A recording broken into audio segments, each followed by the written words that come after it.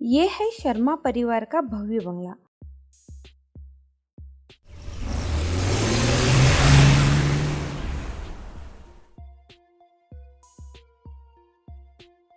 एक बड़ी सी गाड़ी गेट के बाहर रुकती है। राहुल और अमन अपनी पत्नियों रोशनी और सीमा का हाथ थामे अंदर आते हैं। दोनों बहुएं साधारण साड़ी और घूंघट में गांव से लाई हुई सूटकेस और पोटली लिए हुए हैं। राहुल, अमन, ये सब क्या है? मैंने कहा था ना, मेरी बहुएं बड़े घर की पढ़ी लिखी और आधुनिक होगी, और तुम ना ये गांव की लड़कियां उठा ले आए। मॉम, सच कहूं तो इन्हें देखकर लगता है जैसे नौकरानी रख ली है। ये क्या है, हमारे घर की शान बढ़ाएगी? नहीं मॉम, मैंने रोशनी को अपने दिल से चुना है। मुझे वो अच्छी लगी, इसीलिए तो चुना है। अब ये मेरी पत्नी है और हमारे इस घर की बहू। ये हमारे घर की शान बढ़ाएगी। अभी तुम्हारे दिल में कुछ गलतफहमी है, मगर कुछ दिन में आपकी गलतफहमी ये दूर कर देगी। और सीमा मेरी जिंदगी है, मैं इसके बिना नहीं रह सकता, चाहे कोई कुछ भी कहे। और तुम दोनों, ये क्या उठा लाई इतना भारी सामान? यहाँ कबाड़ रखने की जगह नहीं है।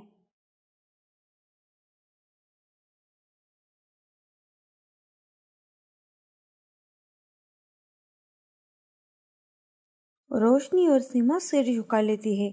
उनकी आंखें भर आती है। अभी अभी नई बहू घर में आई है मॉम। ऐसा कुछ भी बोल के उनको अपमानित मत करो मॉम। ये हमारी पत्नियां हैं। इनसे ऐसे मत बात करिए। Please mom, please.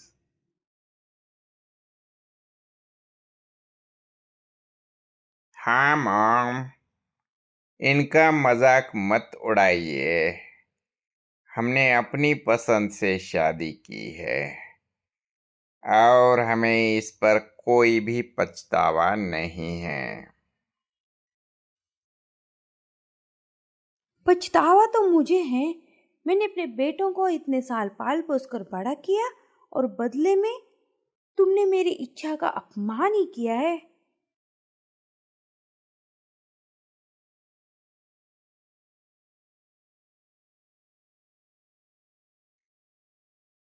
क्या सरला और प्रीति, बस भी करो तुम दोनों। अब से ये घर सिर्फ हमारा नहीं, इन बहुओं का भी है। इनका अपमान इस घर का अपमान होगा। चलो, अब इनका गृह प्रवेश करवा के इन्हें अंदर ले लो, जल्दी से।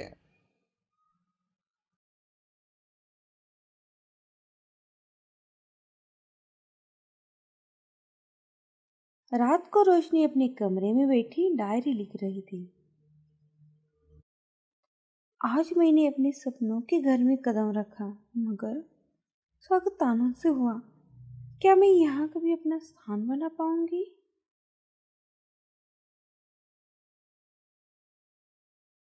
तभी राहुल अंदर आता है।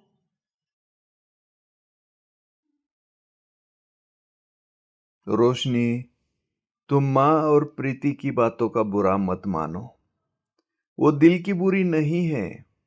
कुछ ही दिनों में तुम्हें जरूर अपना लेगी।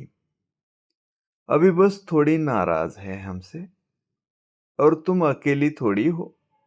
मैं हमेशा तुम्हारे साथ हूँ और आगे भी हमेशा तुम्हारा साथ दूंगा।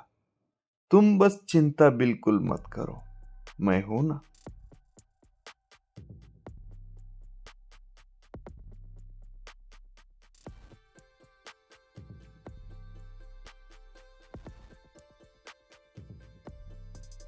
उधर अमन सीमा के साथ बैठा था।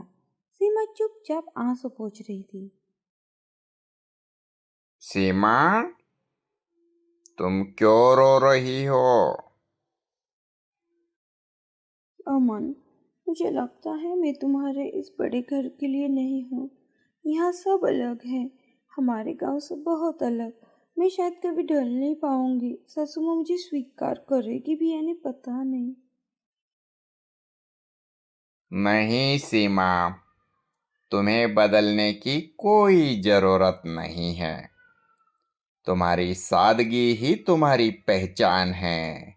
और जानती हो, तुम्हारी ये सिंप्लिसिटी जो है ना, वही तो मुझे सबसे प्यारी है।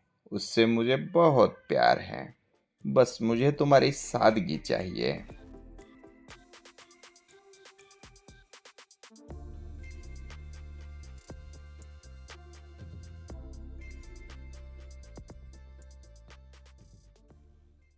सुबह होती है। रोशनी और सीमा रसोई में पहली बार खाना बना रही है।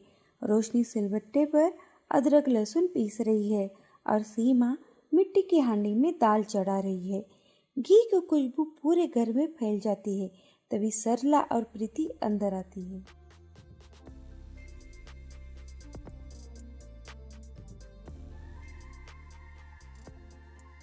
ये क्या नौटंकी है?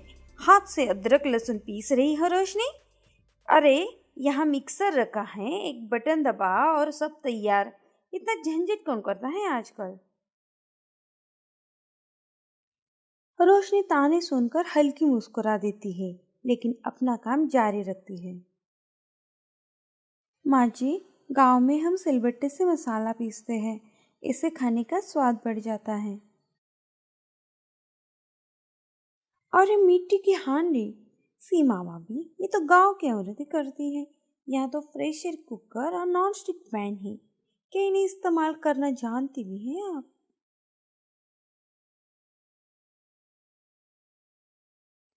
मिट्टी की हांडी में दाल पकाने से उसकी खुशबू और पौष्टिकता बढ़ जाती है। यही हमारे गांव का तरीका है। बस यही तो दिक्कत है। तुम्हारे गांव की आदतें तुम्हें छोड़नी होंगी। इस बड़े घर में वही तरीके चलेंगे जो आधुनिक हो। हाँ, वरना मेहमान आएंगे तो हंसेंगे कि शर्मा परिवार की बहुएं अभी भी गांव का गवारों जैसा खाना बनाती है। रोशनी और सीमा एक दूसरे को देखती है। आंखों में आंसू भरते हैं, लेकिन हिम्मत नहीं हारती। दोनों चुपचाप अपने तरीके से खाना बनाना जारी रखती है।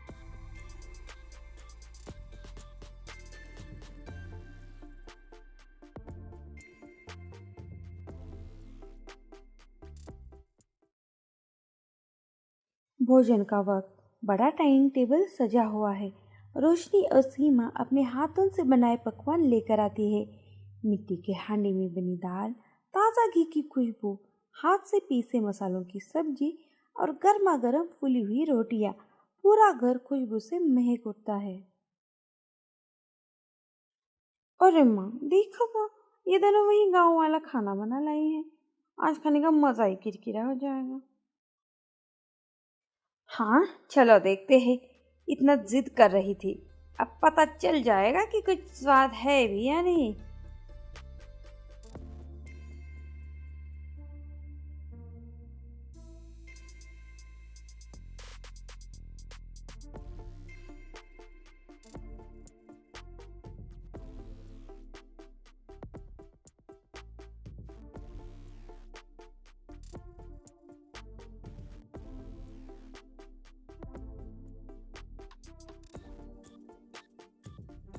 सब लोग खाने के लिए बैठते हैं। ससुर देवेंद्र सबसे पहले दाल चावल का कौर लेते हैं। जैसे ही स्वाद जीभ पर पड़ता है, उनकी आंखें चमक उठती है। अरे वाह, ये दाल तो कमाल की बनी है। बिल्कुल वैसी जैसी मेरी माँ बनाया करती थी। बहुत खूब। इसका टेस्ट तो दुनिया में किसी को नसीब नहीं है। बहुत अच्छा, बहुत अच्छी टेस्ट है।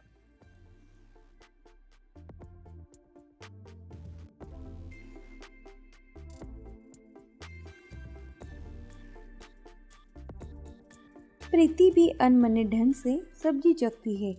फिर उसके चेहरे का भाव अचानक बदल जाता है। ये तो सचमुच बहुत टेस्टी है।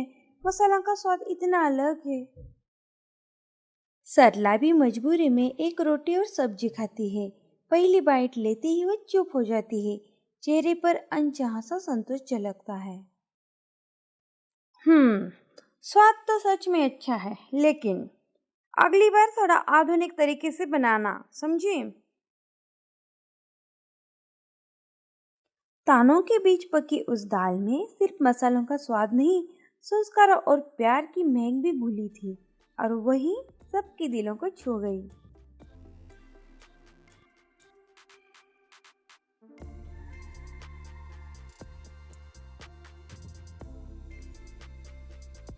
अगली सुबह रोशनी और सीमा दही जमाने के लिए मिट्टी का मटका रख रही थी। तभी प्रीति वहां से गुजरती है।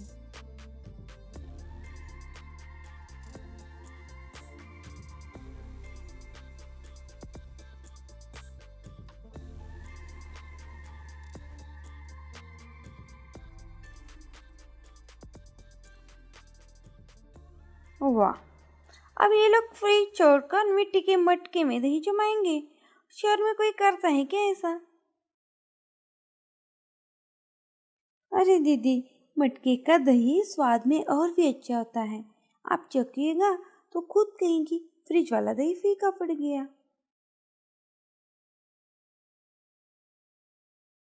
प्रीति मुंह बनाकर चली जाती है।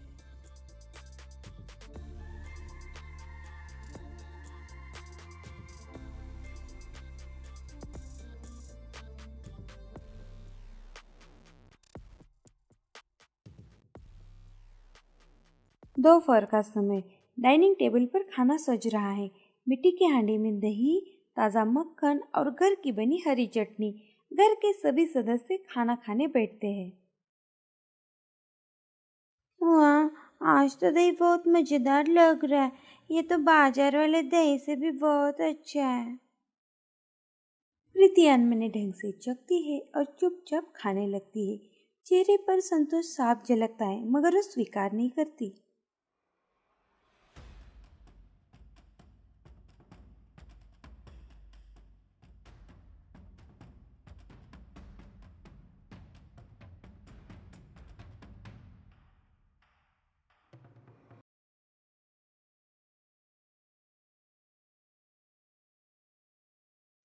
शाम को सरला आंगन में बैठी थी।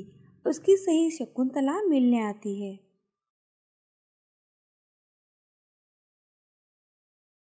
अरे वाह सरला, आज तक तुम्हारे घर से कितनी प्यारी खुशबू आ रही है। लगता है बहू या अन्नपूर्णा है।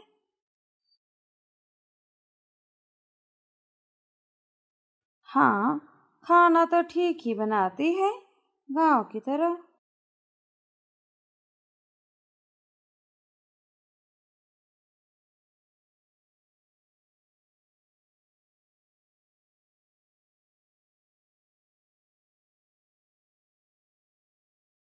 शाम का समय, शर्मा परिवार के कुछ करीबी रिश्तेदार राकेश चाचा, सुमन चाची और उनकी बेटी मिलने आते हैं।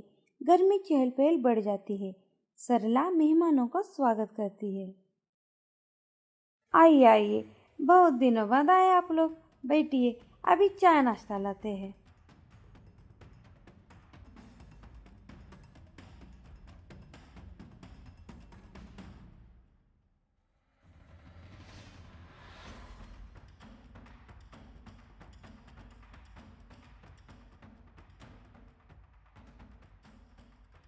रोशनी और सीमा अंदर जाती है और झटपट काम में लग जाती है। वे गांव के अंदाज में पनीर की सब्जी, मक्के की रोटी, हरी चटनी और गुड़ की खीर बनाती है।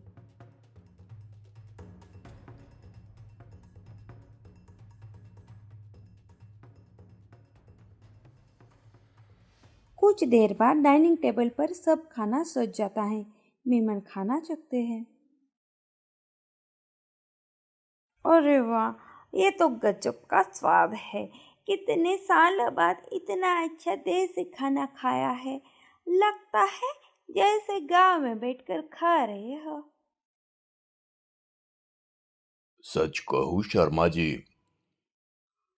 ये तो 5 स्टार होटल से भी अच्छा है। आपकी बहुएं तो कमाल की रसोइया निकली। इतनी अच्छी टेस्ट मैंने जिंदगी में कभी नहीं देखी। गजब का स्वाद है, गजब का। बच्चे और घर के अन्य सदस्य भी तारीफ करने लगते हैं। दादी, ये खीर तो बहुत बढ़िया है। रोशनी भाभी और सीमा भाभी से रोज बनवाना। सरला और प्रीति एक दूसरे का चेहरा देखते हैं। उन्हें अंदर से खुशी तो होती है, मगर वो सामने जाहिर नहीं करती। हाँ हाँ, खाना तो अच्छा ही है, पर जरा ज्यादा ही है, देसी स्टाइल है। अरे दीदी, यही तो खासियत है ना। अब की बार जब भी मैं आऊंगी, मुझे देसी खाना खिलाना पड़ेगा। गांव का स्वाद सबके मन को भा गया। बहुओं के हुनर ने घर का माहौल बदलना शुरू कर दिया था।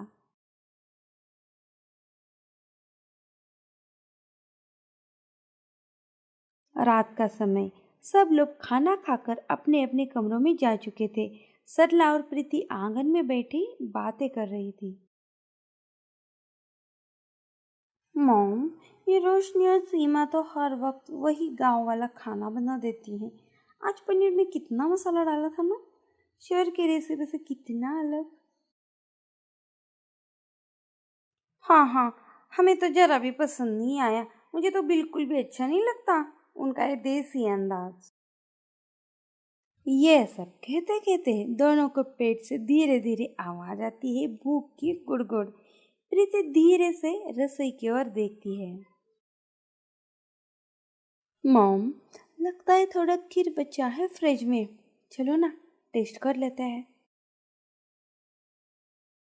अरे, अगर किसी ने देख लिया तो क्या कहेंगे?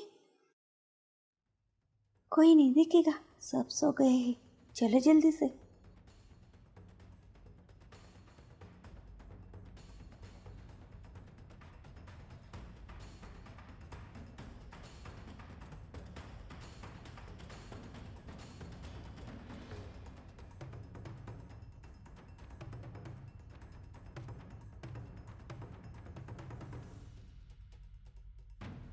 दोनों धीरे धीरे रसोई में जाती है।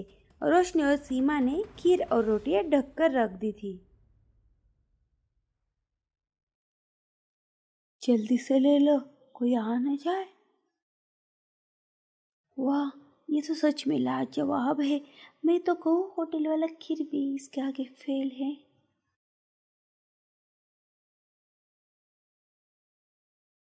हाँ, लेकिन बहुओं को कभी मत बताना कि हमने इतना मजा लिया, वरना इनके फर निकल आएंगे।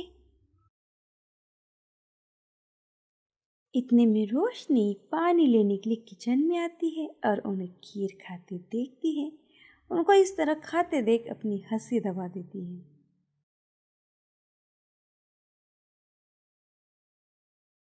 माँ जी, खीर और भी है, आप आराम से खा लीजिए, मैं और निकाल देती हूँ।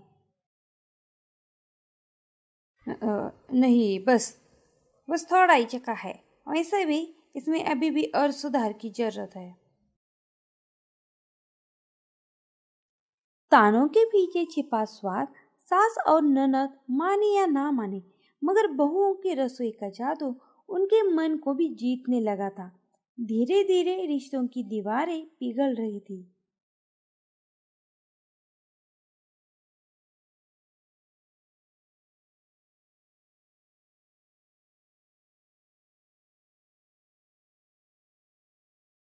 अगली सुबह रसोई में रोशनी और सीमा हल्का सा नाश्ता तैयार कर रही थी। सरला और प्रीति रसोई में आती है, हाथ में कप और चाय का ट्रे लिए।